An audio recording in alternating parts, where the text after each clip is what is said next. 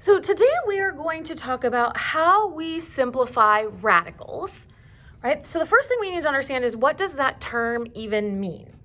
A radical is any type of root, which is the inverse operation of an exponent. So a square root will undo an exponent of 2, a cube root will undo an exponent of 3, a fourth root will undo an exponent of 4, right? It includes all of them. Now we're going to focus on simplifying square roots, which are the ones you are probably familiar with, right? They look kind of like a division sign. Before we can actually talk about simplifying square roots, we need to understand how these work in our number sets. So we learned the very first week of this school year about our different types of real numbers, right? Natural, whole, integer, rational, irrational, all made up our real numbers. So those were numbers like 4, 0, it could be negative, right? We could have a fraction. It could be a decimal, whether that decimal was terminating, meaning that it ends, or whether that decimal is repeating, right? We said pi is irrational, but that fell in our real number set. We also said that our weird square roots fell in our irrational numbers. So we have things that are perfect squares, like the square root of 25, which is 5. That fell in our real number set, because that's just 5. But also our non-perfect squares, which are irrational numbers, decimals that go on forever, like the square root of 5. All of those numbers make up our real number set. Real numbers are the numbers that we function in first year algebra. But just so we understand what is going on, we need to recognize that there are numbers that we call imaginary numbers. And imaginary numbers allow us to deal with things that are negative square roots. So the square root of 25 makes sense because 5 times 5 is 25. However, the square root of negative 25 is not negative 5, because negative 5 times negative 5 is also positive 25. So what we have done is we have said numbers that are negative underneath the square root, whether they look like a perfect square or they look like a non-perfect square, we have said we can deal with these by using the number, right? It's really a letter, but using the number I. Just like we say pi is a number, right? That was really weird when you first learned that, but doesn't seem so weird anymore, right? I is the same way, and it's really equal to the square root of negative 1. Now, if you're starting to go, oh dear, this feels overwhelming, here is the deal. We are not going to answer anything with I. We're not going to be dealing with that. But what I need you to do is understand that while we are functioning in the real number set, there are imaginary numbers that do allow us to deal with negative square roots. You will be learning all about those in second year algebra. Our real numbers plus our imaginary numbers make up our complex numbers, right? That's going to be important when we get to looking at this in just a little bit. So hang on to that thought as we start talking about how to simplify radicals. We're going to focus on square roots, but how to simplify them. The first thing is that we have to remember how to prime factor, right? So just as a quick reminder, prime factoring was where we sort of made our tree branches, and we thought of numbers that would multiply to make 60. This isn't where we were listing our multiples to find what would add up to b, right? This is where we're picking a set. So maybe we pick 2 and 30. You don't have to pick the same set as me. It just has to multiply to 60. And then we would continue breaking the numbers down further. So 2 is prime. It cannot be broken up anymore. But 30 can be broken up into 3 and 10.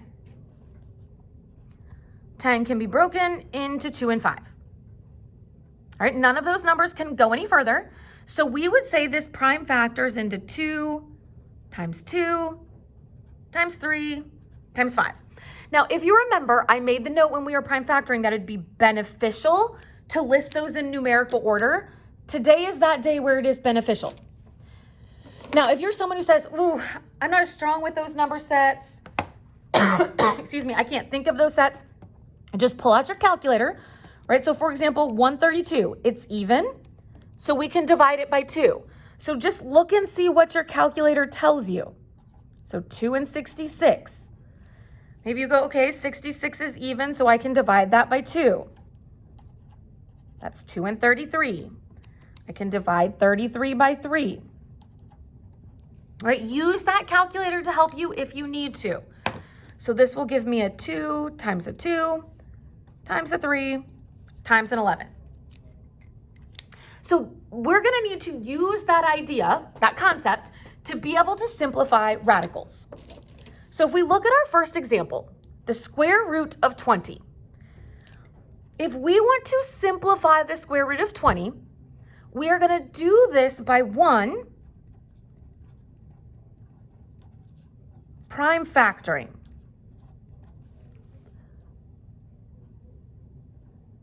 So I'm going to take this 20 and I'm going to prime factor it, just like we've been prime factoring.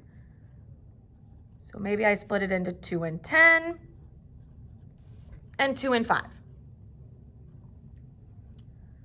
Okay, so I am now going to say that the square root of 20 is the same thing as the square root of 2 times 2 times 5. I split that 20 up into its prime factors.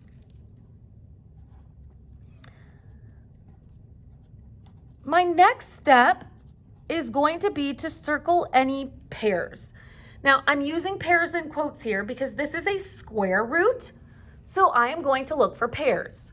If it was a cube root or a root with a 3, I would be looking for triples. If it was a fourth root, I'd be looking for sets of 4.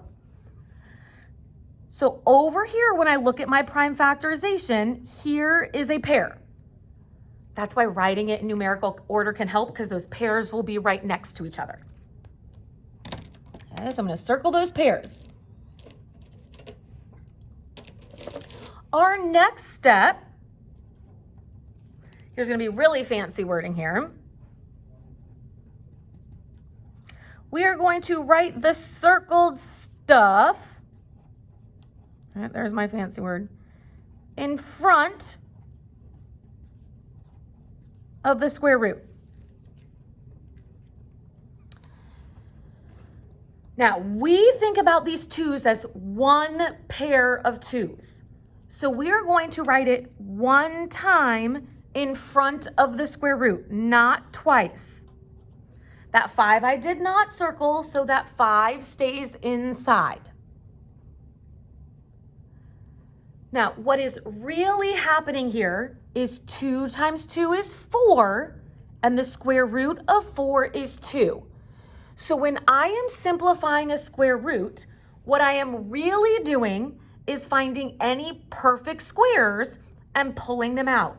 The same idea that we would turn 2 fourths into 1/2. Okay, we're finding anything that would be a perfect square. Now, here's how you can check your answer.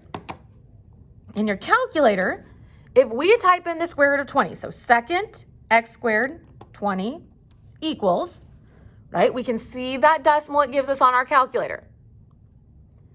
If I now type in 2 second x squared 5, so 2 square root 5, the answer I got in simplified form, and I hit equals, I will see that exact same decimal.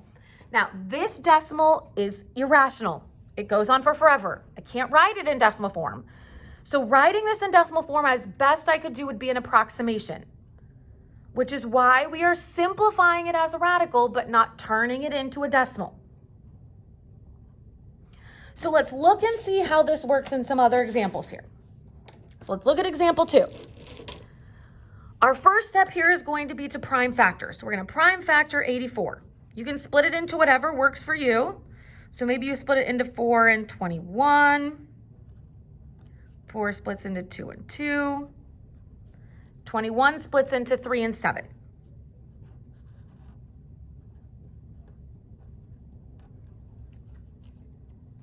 So the square root of 84 is the same thing as the square root of 2 times 2 times 3 times 7. Then I'm going to circle any pairs. So I have a pair of 2's. So my 2 is one pair, so I'm writing it one time in front. My 3 and my 7 are left over on the inside.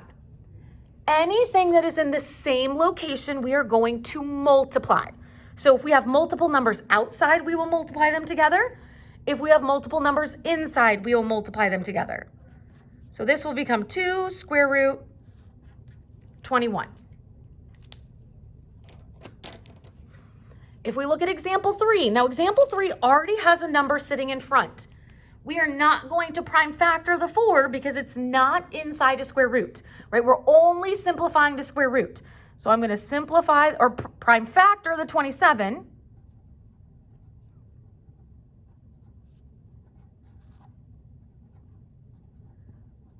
So that prime factors into the square root of 3 times 3 times 3.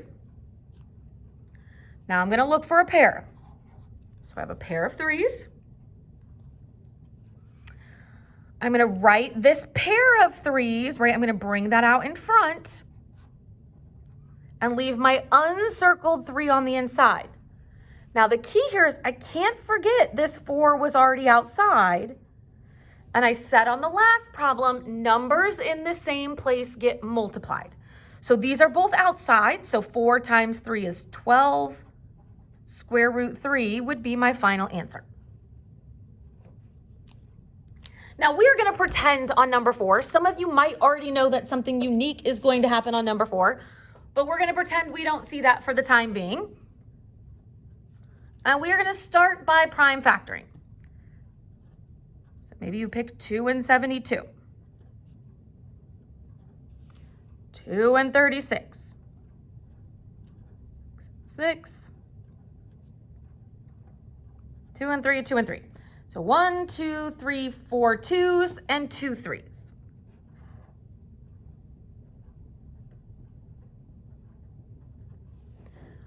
All right, so here is my prime factorization. So I'm going to look for any pairs. So I'm going to take those pairs. So here's a pair of 2s, and a pair of 3s. So 1, 2 comes out inside for this pair. So this comes in front. Another 2 comes outside for that second set of 2s, and a 3 comes out in front for that pair of 3s. Class, there's nothing left inside uncircled, so I have nothing left there. So I'm just taking 2 times 2 times 3, which gives me 12. Now, some of you might say, do I have to do that process if I know the square root of 144 is 12? Absolutely not. If you know the square root of 144 is 12, you can just write down 12. There is nothing additional that you need to do there. But sometimes you'll miss a perfect square and you'll have nothing left, and that is totally fine as well.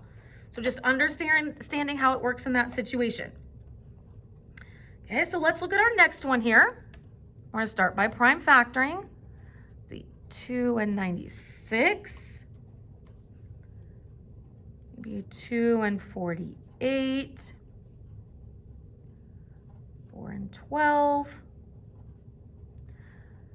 Again, if you picked different numbers than me, that would not be important. It only matters that you pick numbers that work.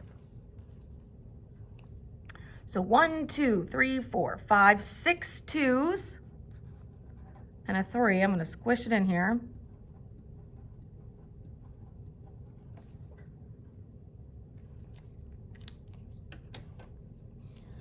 I'm going to look for my pairs here. A pair of 2s. Pair of 2s.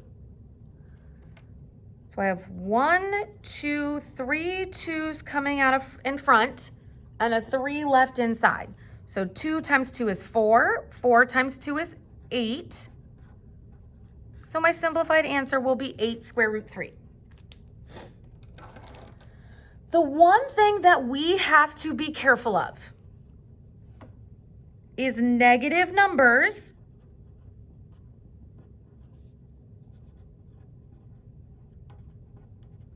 inside the radical, right? Remember what we said with our number sets. Taking the square root of a number that is negative is not a real number, right? This is not a real number. It is an imaginary number which falls in our complex number set. So while there is an answer, there is no answer in the real number set. So if we get a negative underneath the square root, we are going to say no real solution. There is a solution. It is just outside of the real number set. So it's really important that you write down the number or the word real. Or, for example, if you have the square root of negative 20, that's a negative inside the square root. I'm fine if you just write NRS. No real solution. Now, we just have to be careful because we can still have negatives. This negative is not inside the square root. So we can take this 20 and do exactly what we were just doing.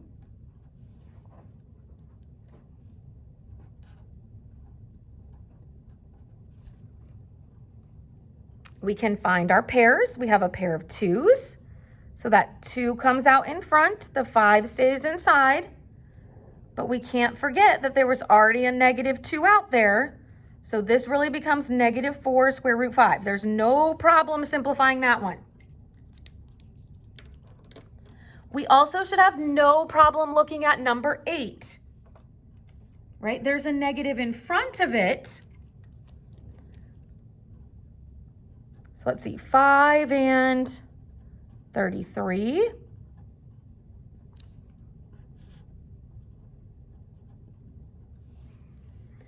So now when we look at this one, we'll notice we don't see any pairs. That tells us that this cannot be simplified any further. Sometimes you just have to check, right? I didn't recognize right away that this couldn't be simplified, but I don't see any pairs, so this just stays as negative square root 165.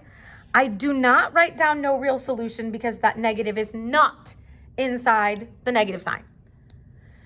Okay, so these are things you just sometimes run into. So if we look at number 9, I do know on this one because I've done this one numerous times in my life. When I go to prime factor this,